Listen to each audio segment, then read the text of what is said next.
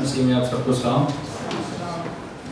ہم زبور 119 پڑھیں گے، اس کی 101 سے لے کے 110 آیت پر۔ اور خدا کے کلام میں لکھا ہے، میں نے ہر بری راہ سے اپنے قدم روک رکھے ہیں تاکہ تیری شریعت پر عمل کروں۔ میں نے تیرے احکام سے کنارہ نہیں کیا کیونکہ تو نے مجھے تعلیم دی ہے۔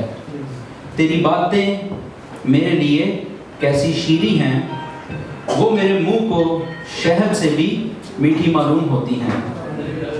تیرے قوانین سے مجھے فہم حاصل ہوتا ہے، اس لیے مجھے ہر جھوٹی راہ سے نفرت ہے۔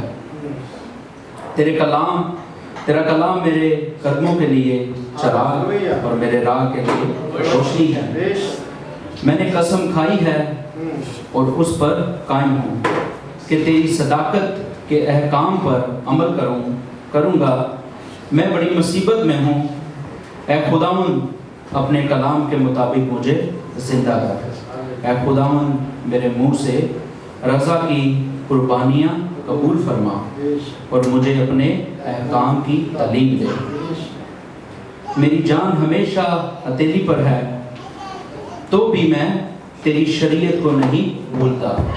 شریروں نے میرے لیے پھندا لگایا ہے تو بھی میں تیرے قوانین سے نہیں بھٹکا۔